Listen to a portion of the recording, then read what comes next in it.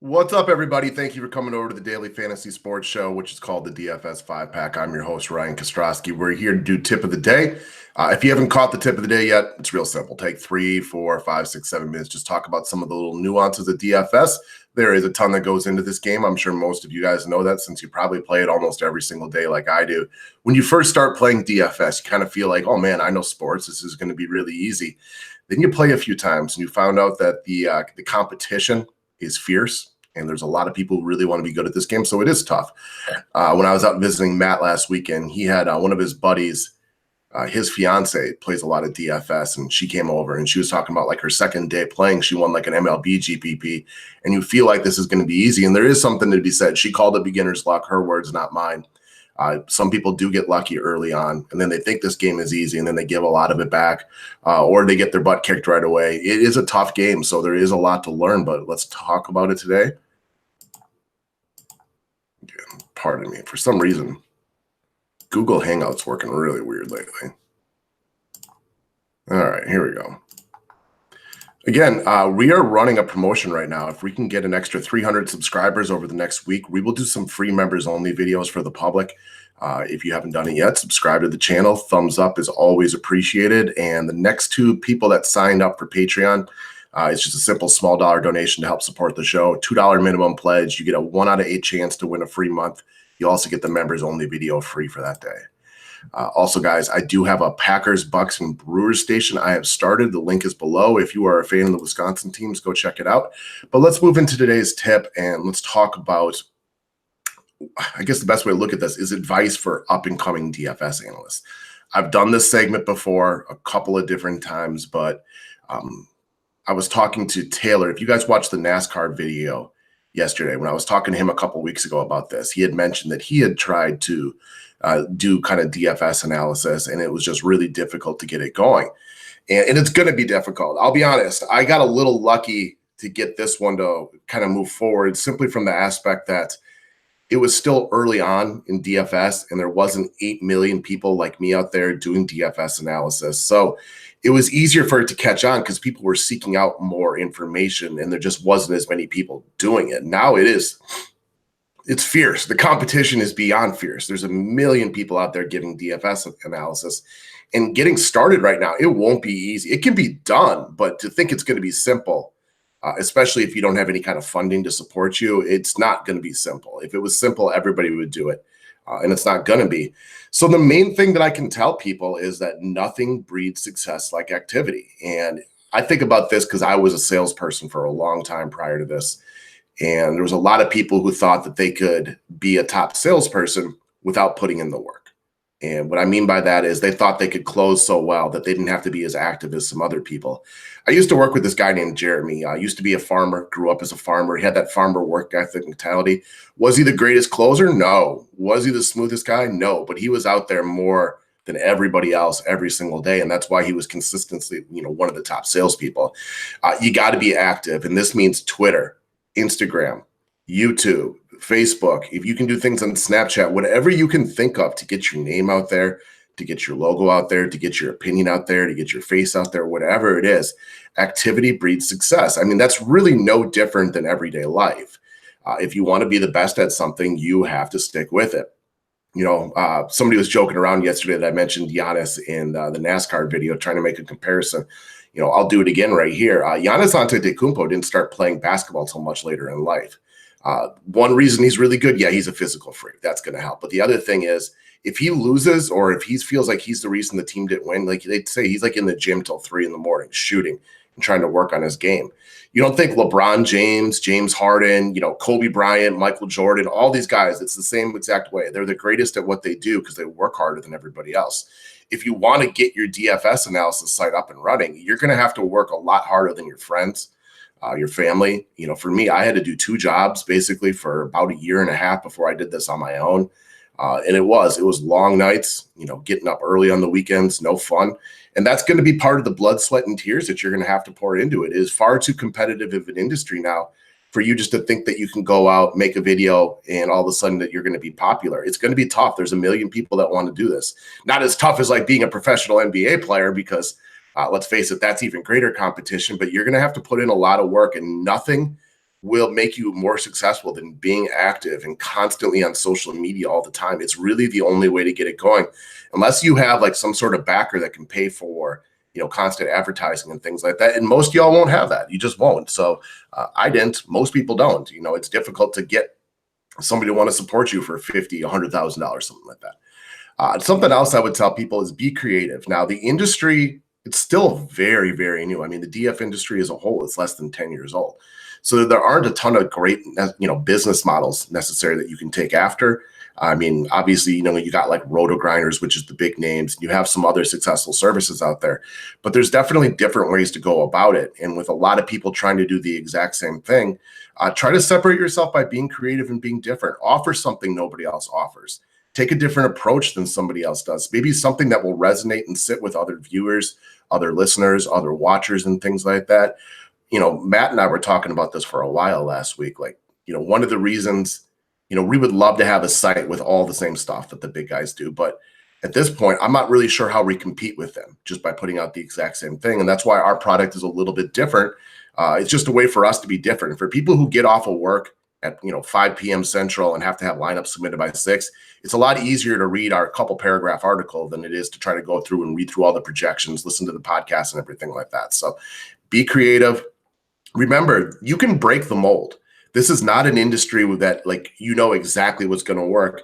The other thing here, let's face it, the DF industry is not exactly flooded with business geniuses. It's a lot of people who know sports who are trying to understand the business side of it. Not saying that there aren't some people who are very business savvy. Obviously there are. Like, I'm not going to sit here and pretend like I'm Warren Buffett. There are some things I'm good at, but there are definitely some things that, I'm trying to learn as we go along. I don't know anything about video editing I would like to learn, hiring a professional accountant and things like that. There's a lot that goes into it, and we're learning on the go, but it's the industry as a whole. It's a lot of dudes sitting around watching sports who know their sports, but trying to learn the business side of it's new for a lot of people. So be creative, be different, and, go to somebody for some help who maybe has some, who started businesses, who knows more things like that. It won't always transfer, but it's possible you can get some good advice from other people. Again, I'm going to go right back to it though, guys. It won't work if you don't spend a ton of time at it. If you look through and spend as much time on social media as I do, you will see the world is filled with YouTube and Twitter profiles of people who wanted to be a quote unquote DFS tout. They got 3 videos, 2 tweets, they want a GPP and they think the world will just come to them. And then when it doesn't go very easily, in a couple of weeks, they're just done with it and they give up too easily. It's tough. It is really, really tough. And people want the momentum to gain quicker than it will. It's not necessarily the way it's going to work. So you're going to have to stick with it. And trust me, I already brought up, I started that other Wisconsin sports channel. It doesn't grow as quickly as I would like it. The first few weeks, few months is going to be really difficult. I'm going to go bounce over there, shortly and make a video about the Packers. But again, I got like 25 subscribers over there or something like that and tried it, 10, 15 videos, whatever it is. It's difficult to get things rolling. So you're going to have to stick with it for a little while. Once the ball starts rolling, it starts rolling a little bit quicker. I can remember the first month or two of doing this. If I got 3 new subscribers in a day on my YouTube channel, I was pretty pumped. Now, if I only get 3 in a day, it seems like a big letdown.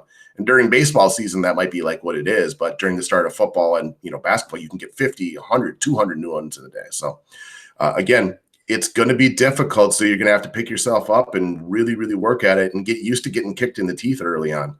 Oh, I forgot about that point. So I'll bring that up as well. You cannot be too sensitive about what people say. And I'm probably about as least sensitive as there is out there, but it doesn't mean I don't get bothered if somebody, makes a comment. If somebody quote, the next day, if a pick doesn't work and they want to be salty about it, what are you going to do, right? Learn to live with it. Think about the guy who watches you every single day that only comments when things go poorly. Do you really, really care what that guy thinks? Is you're going to let that guy keep you up at night? You're going to let that guy bother you? And I say guy because I never get negative comments from women. I realize we're 99% men, but that's just definitely more of a dude thing.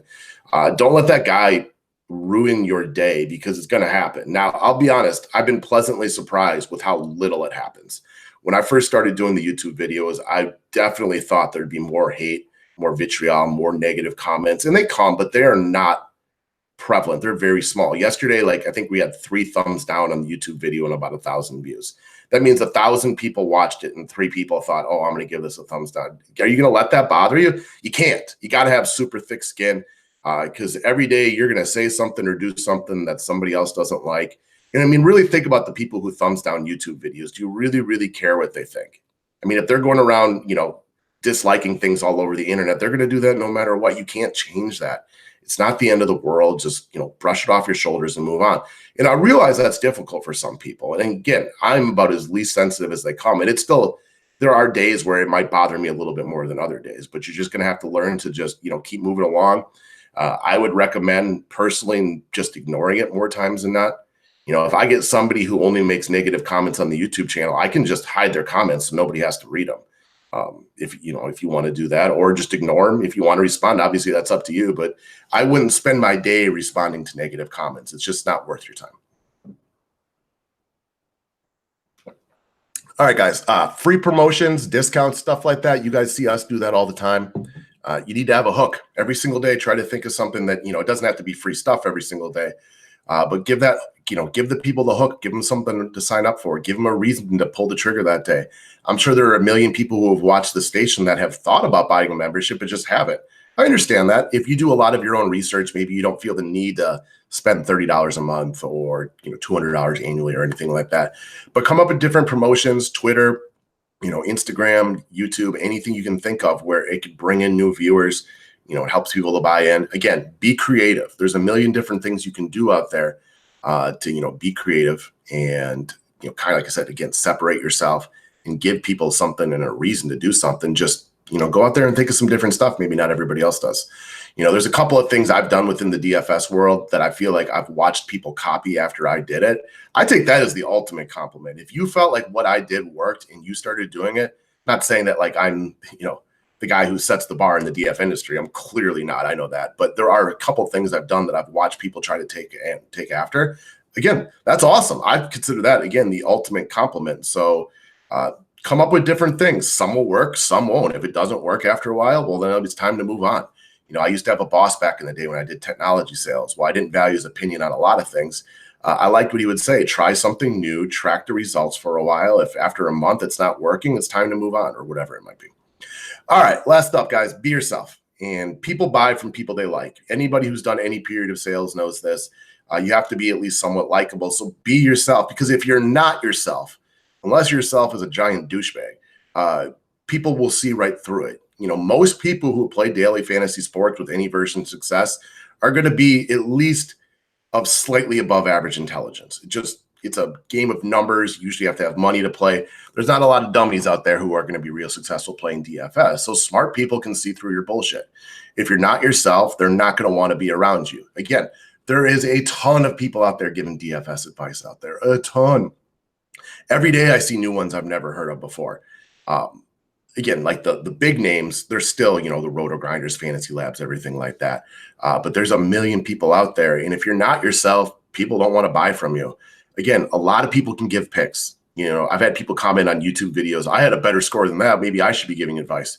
Have at it, Hoss. It's a lot more difficult to come on here and make the time to do this every single day than it is just to have a good lineup. I'm sure there are, definitely better DFS players out there than me, people who know more, people who spend more time on their lineups, most importantly, than I do.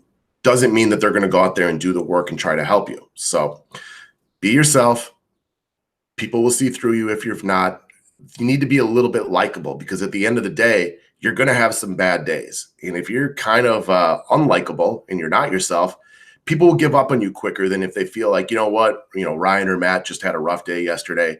Matt focuses on GPPs. You're going to have some rough days when you're trying to pick low-owned people.